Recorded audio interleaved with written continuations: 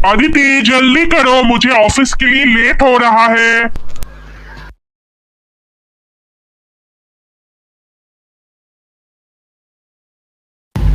ये लीजिए आपका लंच।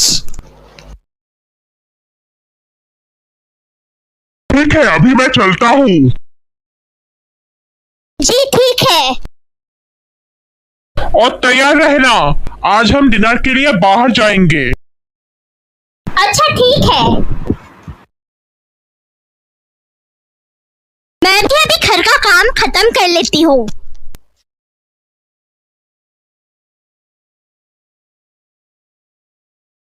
अरे ये लड़की कौन है और हमारे घर की ओर क्यों देख रही है? पता नहीं। अदिति वहां से चली गई। अगले दिन अदिति ने देखा कि वो लड़की फिर से वही करी थी। रोज वो लड़की वही एक ही जगह खड़ी रहती थी। अदिति को बहुत अजीब लगा, इसलिए तीसरे दिन उसने उस लड़की से बात करने का सोचा।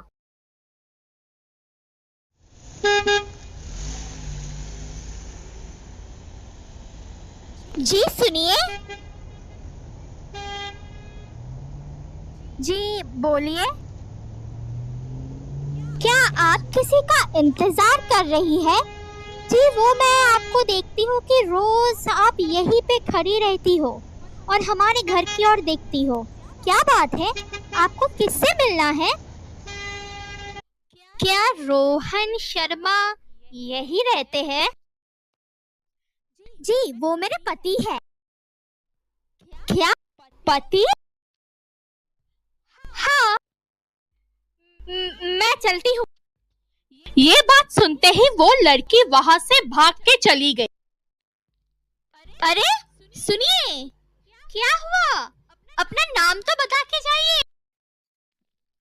अजीब लड़की है, पर ये अचानक ऐसे भाग क्यों गई? और ये रोहन को कैसे जानती है? रोहन, ये सीमा कौन है? सीमा का नाम सुनते ही रोहन चौंक उठा। सीमा? कौन सीमा? अरे वो एक लड़की कुछ दिनों से हमारे घर की तरफ खड़ी होके हमारे घर को ताकती रहती है। जब मैंने उससे पूछा तो उसने अपना नाम सीमा बोला और उसने तुम्हारा नाम भी लिया था। मैंने कहा कि तुम मेरे पति हो। ये बात सुन के ही पता नहीं वो बहुत चौंक गई और वहां से चली गई। क्या पता, मैं सीमा नाम के किसी को नहीं जानता। अच्छा ठीक है। रोहन ने मना तो कर दिया था, लेकिन उसके बर्ताव से अदिति को काफी शक हुआ। अगले दिन जब अदिति बाहर आई तो उसने देखा कि रोहन उसी सीमा नाम की लड़की से बात कर रहा है। रोहन ऐसा मत बोलो। रोहन मैंने तुम्हें कितने दिन बाद देखा। बहुत सारी बातें करनी है तुमसे। लेकिन मुझे तुमसे कोई बात नहीं करनी है। नहीं रोहन, तुम ऐसा नहीं बोल सकते। बोल सकता नहीं, बोल रहा हूँ। और तुमने अदिति से बात क्यों की? मैं नहीं चाहता हूँ कि उसे तुम्हारे बारे में कुछ भी पता चले। अब जाओ यहाँ से। रोहन! तभी अदिति वहां चल के आती है। ये क्या चल रहा है? रोहन अदिति को देख के चौंक गया। अरे अदिति, तुम यहाँ क्या कर रही हो? क्यों? बहुत गलत समय पे आ गई ना? और तुम इसे जानते हो? तो जब मैंने तुमसे पूछा था कि इसके बारे में तो तुमने मुझे झूठ क्यों बोला? अदिति, अरे मैं इसे नहीं जानता। ये यहाँ खड़ी थी इसलिए मैंने इसे पूछा कि ये कौन है। फिर से झूठ? तुम दोनों की बातें मैंने बहुत साफ साफ सुना। ऐसा लग रहा था कि तुम दोनों एक दूसरे को ऑलरेडी जानते हो। क्या चक्कर है रोहन? रोहन बिना कुछ बोले वहां चुपचाप खड़ा था। मत रहो रोहन, मुझे सच सच बताओ ये लड़की कौन है? अदिति, दरअसल ये मेरी बहन है सीमा।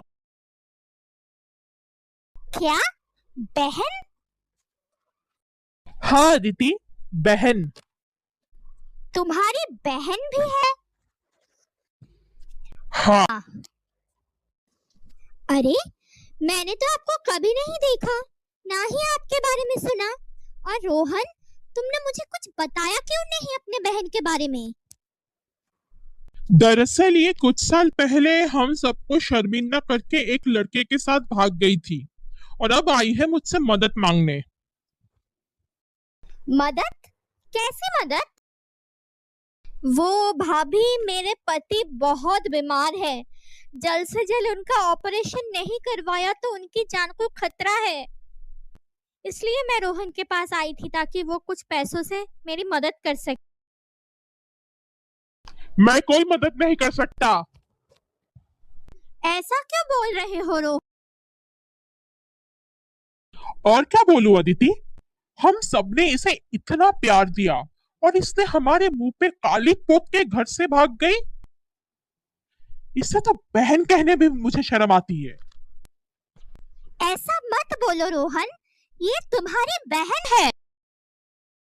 मुझे ये सब नहीं पता, मुझे इसका मुंह भी नहीं देखना है। रोहन, तुम्हारे सीने में दिल है भी या नहीं? तुम अपनी सगी बहन की मदद नहीं करना चाहते? दिल? दिल था, लेकिन इसके धोखे ने उस दिल को पत्थर बना दिया। ये तुम्हारी बहन है रोहन, तुम्हारा अपना खून। ये जब चली गई थी तो इसको याद नहीं था कि ये अपने ही खून को धोखा दे रही है। गलती तो इंसान से ही होती है ना रोहन। हाँ, माना कि इन्होंने एक गलती कर दी, लेकिन इसका मतलब ये तो नहीं कि तुम रिश्ता ही तोड़ दो। जिंदगी बहुत छोटी है रोहन, इन्हें माफ कर दो, इनकी मदद करो। अदिति की बात सुन के रोहन फूट फूट के रोने लगा। उसे देख के सीमा भी अपने आप को रोक नहीं पाई, वो भी रोने लगी। आंसुओं के साथ उन दोनों के गिले शिकवे सारे बह गए। ठीक है, इस बार मैं तुम्हें माफ कर रहा हूँ। अगर फिर से तुमने मेरा दिल दुखाया ना तो माफ नहीं करूंगा। अब चलो अंदर। रोहन ने अपनी बहन सीमा को माफ कर दिया। तब से वो तीनों खुशी खुशी एक दूसरे के साथ रहने लगे।